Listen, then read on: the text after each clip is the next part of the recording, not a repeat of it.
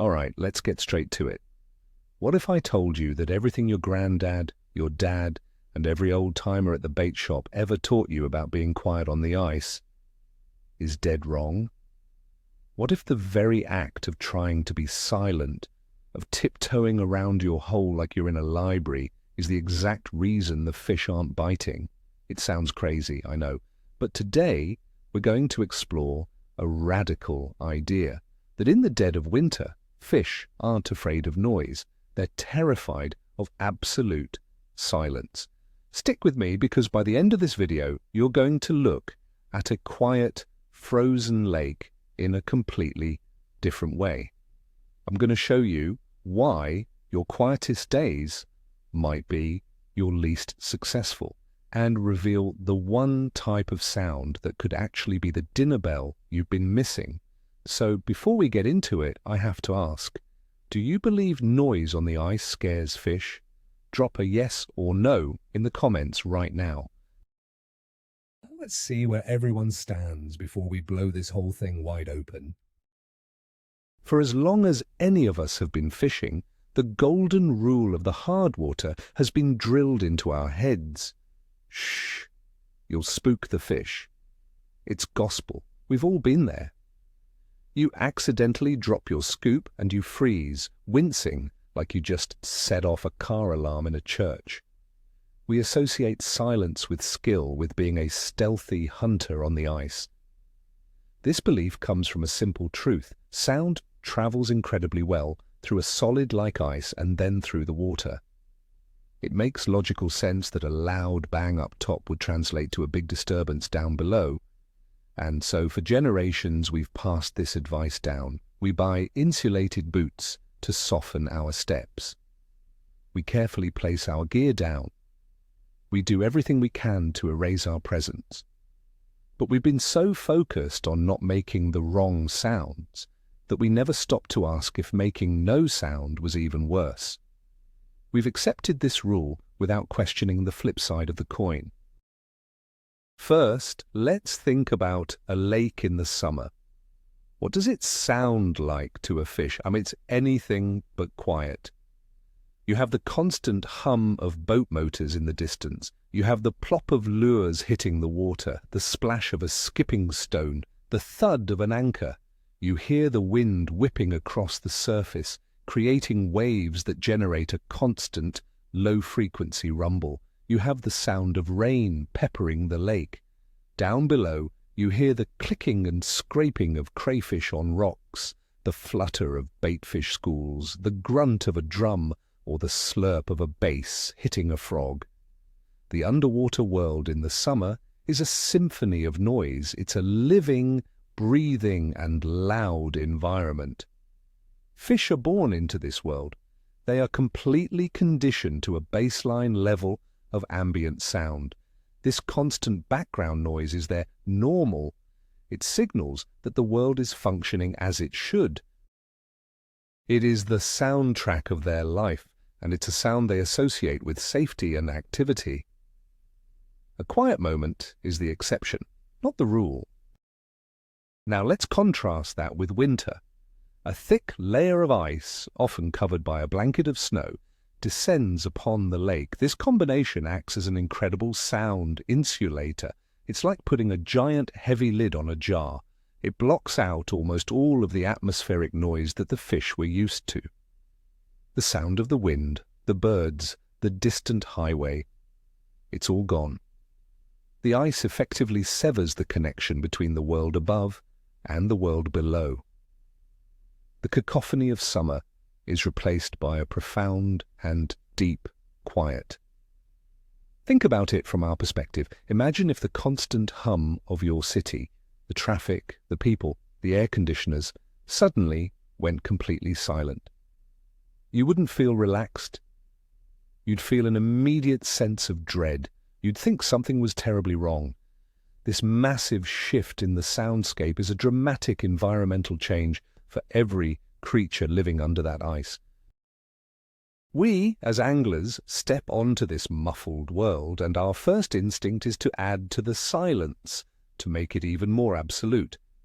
We're trying to blend into an environment that is by its very nature unnatural. So what does this create for the fish? It creates an underwater void, a sensory deprivation chamber, for a creature that has spent its entire life navigating a world full of vibrations and pressure waves. This sudden, oppressive silence can be incredibly disorienting. It's an alien environment. A fish's primary sense for detecting its surroundings at a distance isn't sight, especially in stained water or low light under the ice.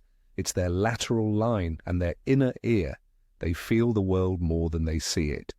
In this winter void, their primary sense is getting almost no information. There are no distant rumbles, no vibrations from passing boats, no familiar sounds of life. It is just nothing. And in the wild, nothing is rarely a good sign. Nothing means the ecosystem is either barren or that a predator is so close that all other life has fallen silent in fear. When we sit perfectly still above our holes, we contribute to this void.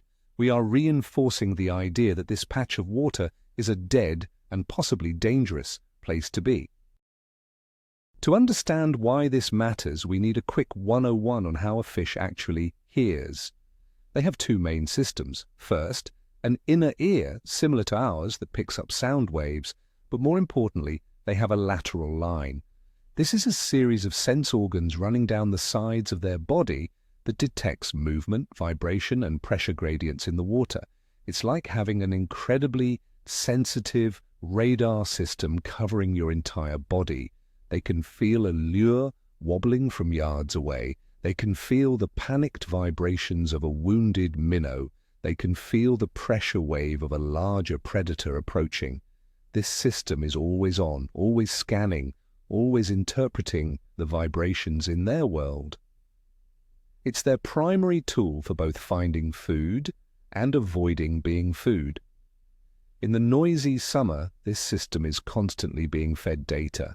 But under the ice, in that profound silence, the lateral line is getting zero input. It's like a radar screen showing nothing but static. This lack of information can put a fish on high alert, making it extremely cautious and defensive. Now let's think like a predator, and more importantly, like prey. In the natural world, what does absolute silence often signify? It signals danger. Think of a deer in the woods. When the birds and squirrels suddenly go quiet, that deer's head snaps up. It knows a predator is near. The normal sounds of the forest have ceased because something is stalking. Prey animals know this instinctively. The same logic applies underwater. A pike, a muskie, or a big walleye doesn't make a ton of noise when it's actively hunting. It stalks, it uses ambush, it holds perfectly still before it strikes. So for a smaller perch or a crappie, a sudden, prolonged period of silence in their immediate vicinity could be a massive red flag. It could be interpreted by their hardwired brain as, a predator is right here and I need to lock down and not move or get out of here immediately. When we sit in our shanties in dead silence for an hour, we might not be creating a peaceful environment. We might be mimicking the exact conditions that exist moments before a pike strikes. This could be why fish on the flasher will come in, stare at your bait, and then slowly drift away. They're not spooked by noise, they're spooked by a predator's silence. This brings up a critical question. What is it that actually spooks the fish? We've all seen it. You drop a metal scoop on the ice, there's a loud clang, and the marks on your flasher vanish. The traditional wisdom says, see, the noise scared them. But I want you to consider a different interpretation. Was it the noise itself? Or was it the suddenness of the noise? Think about it. The fish has been sitting in a world of near total silence for maybe 20 minutes. Its senses are on high alert because of the unnatural quiet. Then out of nowhere, a loud, sharp, high-frequency sound pierces that silence. It's not the sound, it's the shock, it's the contrast. It's like being in a quiet sleep and having someone set off an air horn next to your ear, of course you're going to jump. But what if there was already a low level of background noise? What if there was a gentle, rhythmic tapping or a constant scraping sound? That same clang from the scoop would be far less jarring. It would be a spike in an already active soundscape, not a bomb going off in a vacuum. Let me tell you about the first time this whole idea really clicked for me. I was out on a big, wind-swept lake, and it was one of those brutally cold days. A couple of 100 yards away, a group of guys were riding their ATVs, drilling holes and generally making a racket. My first thought was, well, this spot is ruined for the day. I was annoyed, but I had already set up, so I figured I'd stick it out. To my absolute shock, it turned out to be one of the best bites I've had all season. The walleye were fired up. They weren't just curious, they were aggressive. Meanwhile, I talked to a guy later who had been a half-mile away in a quiet, secluded bay. He said he marked fish all day but couldn't get a single one to commit. It made no sense according to the old rules. But under this new theory, it makes perfect sense. The constant low-frequency rumble of those ATVs created an ambient, non-threatening background noise. It signaled activity. It may have masked my specific presence and made the fish feel more secure and confident enough to feed. That day, noise didn't scare the fish. It seemed to turn them on. So, if we're going to make some noise, we have to understand the natural baseline of sound under the ice. It's not a perfectly silent world, even without us there. The ice itself is constantly making noise. As temperatures change, it expands and contracts, creating loud groans, cracks, and pops that echo through the water. These are powerful, low-frequency sounds that fish are completely accustomed to. Water moves under the ice, creating currents that generate subtle vibrations. And of course, other fish and invertebrates are moving around, a school of shiners fluttering, a crayfish crawling over rocks. These things create a subtle but detectable level of activity. This is the true baseline. It's not silence. It's a world of occasional deep rumbles and subtle, close-range clicks and scrapes. The mistake we make is trying to achieve a level of silence that is actually below this natural baseline. We're trying to be quieter than the world itself, and that's what makes our presence so alien and potentially alarming. Let's build on that idea. What does the sound of life mean to a fish? To a predator, the sound of life is the sound of a potential meal, and that is almost never a silent sound. Think about the most effective lures we use. Spoons with rattles, lipless crankbaits that are basically just giant noisemakers, blades that put off a ton of vibration. We use these because we know that sound and vibration trigger a predatory response. Why would this be any different under the ice?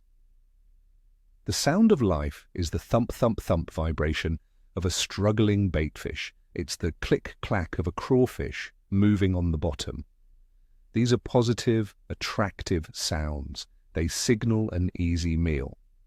So our goal shouldn't be to eliminate sound. It should be to create the right kind of sounds. We want to create sounds that mimic life and opportunity, not sounds that mimic danger, like a sudden, sharp bang.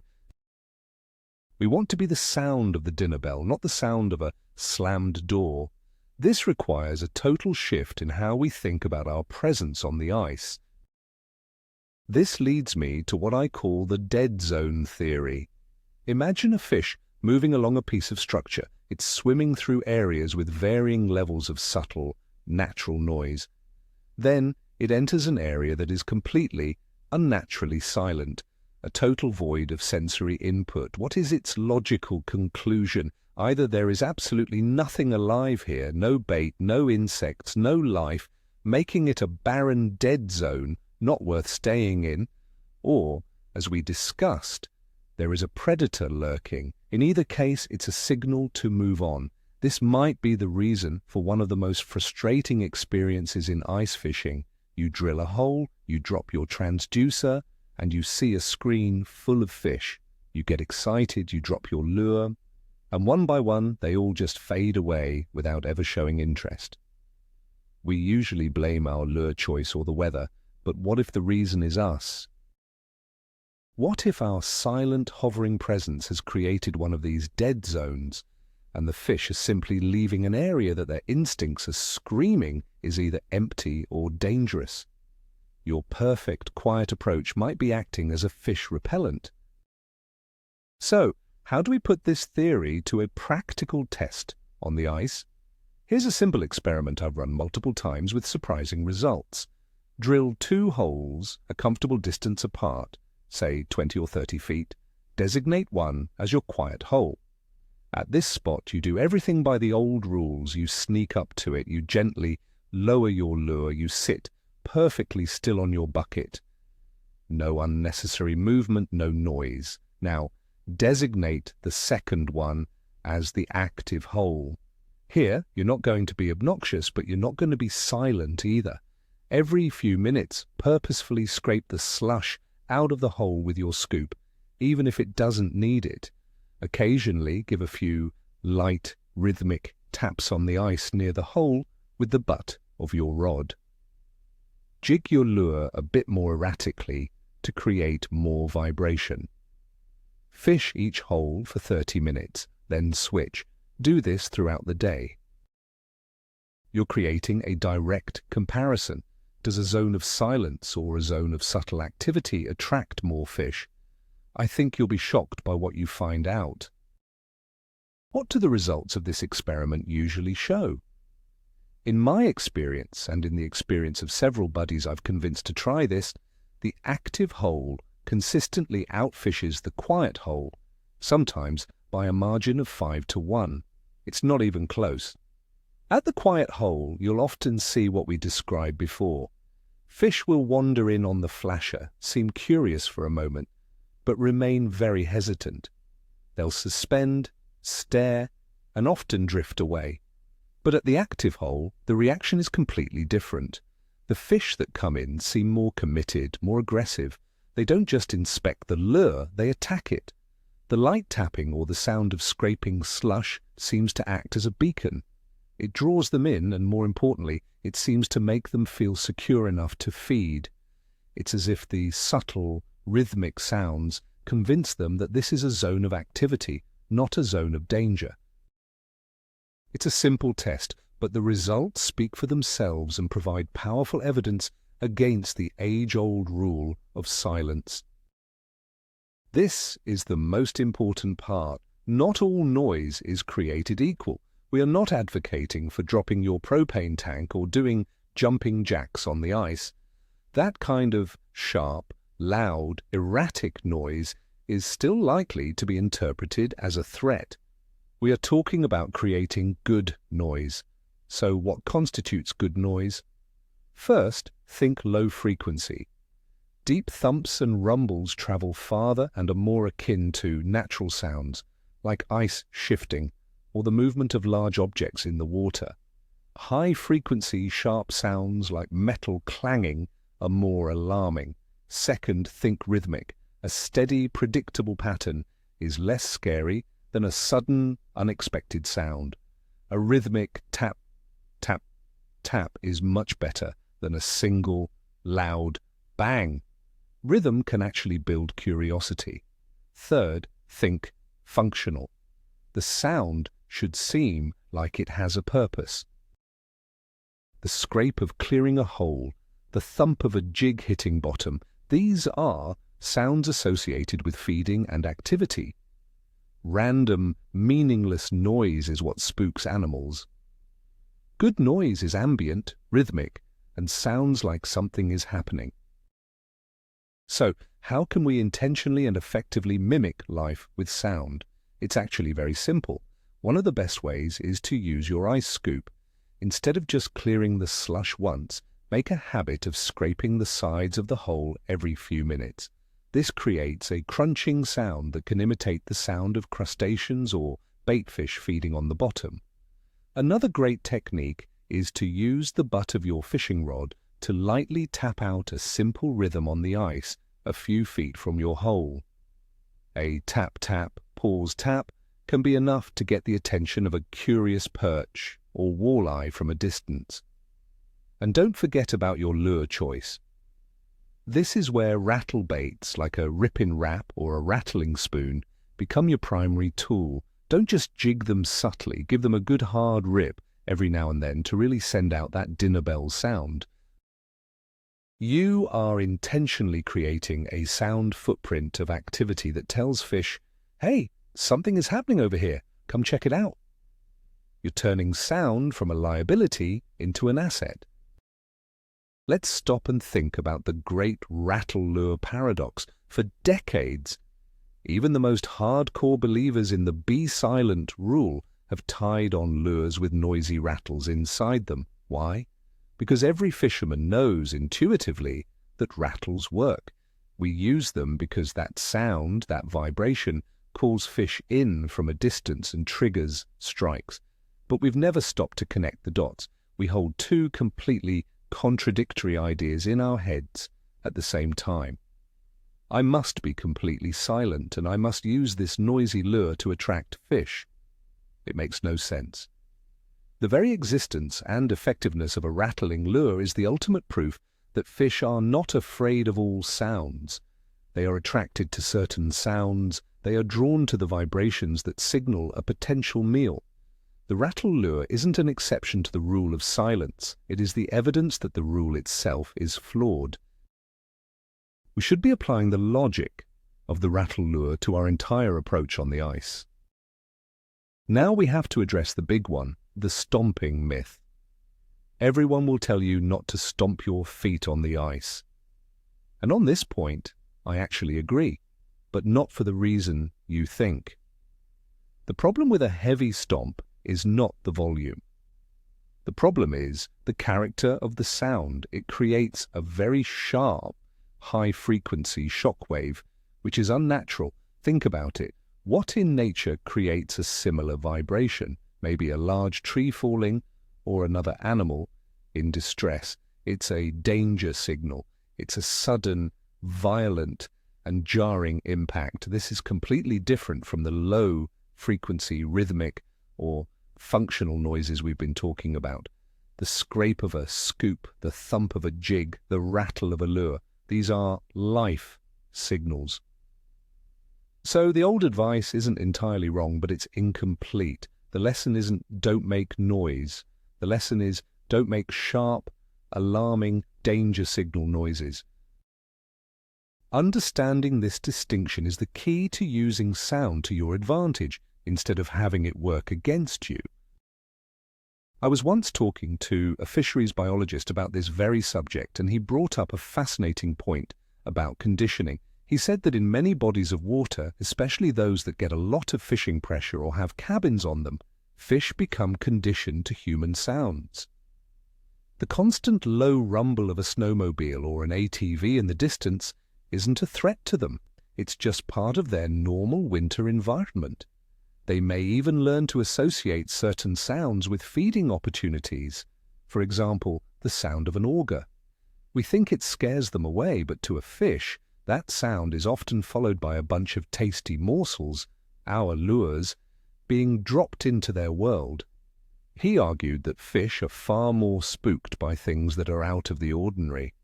And on a busy lake, a pocket of dead silence might be far more out of the ordinary and therefore more alarming than the familiar hum of human activity. It's all about what the fish in that specific body of water consider normal. At its core, this all comes down to a fundamental fear of the unknown. This is a survival instinct shared by almost every creature on the planet, including fish. An environment that you know with its familiar sights, smells, and sounds feels safe. An environment that is new and provides no sensory feedback is terrifying. For a fish under the ice, a world with some level of ambient vibration is the familiar world. It's the world they understand. A world of complete and total silence is the unknown. Their lateral line is telling them nothing.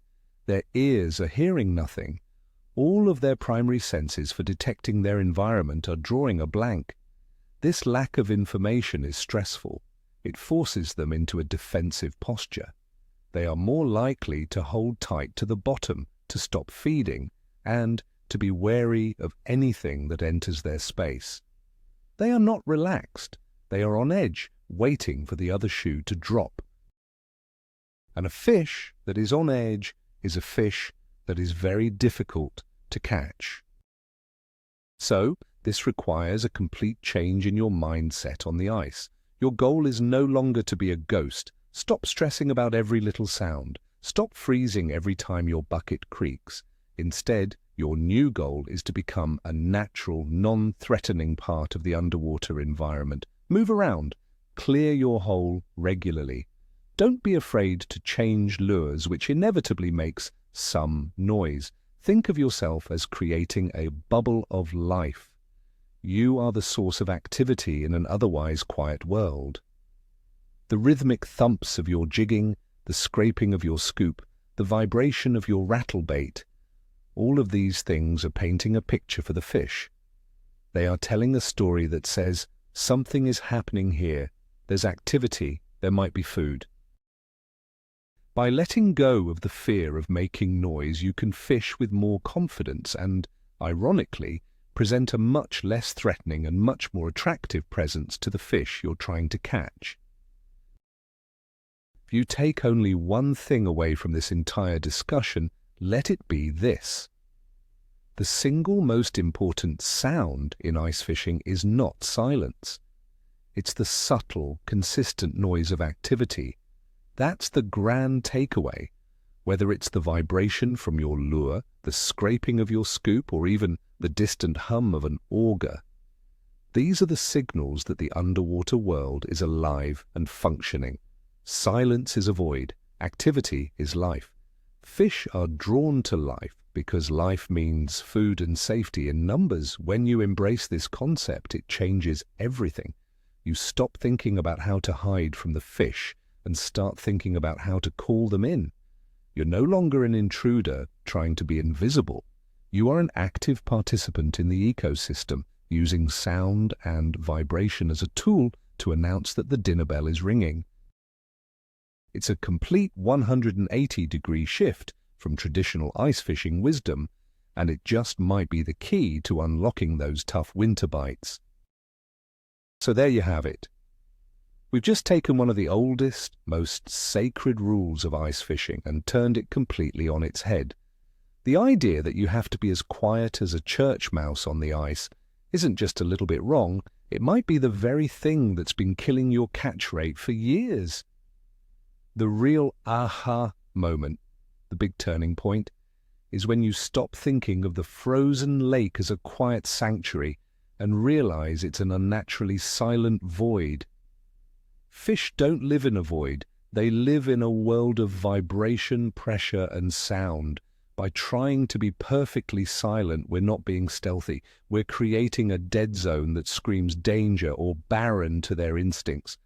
This changes everything. It means you can relax a bit.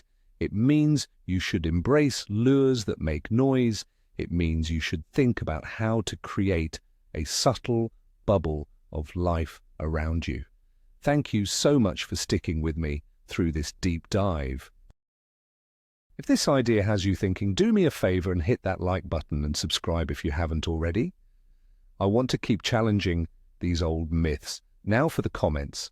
I have a question for you. What's the strangest rule of fishing you've ever heard that turned out to be completely wrong?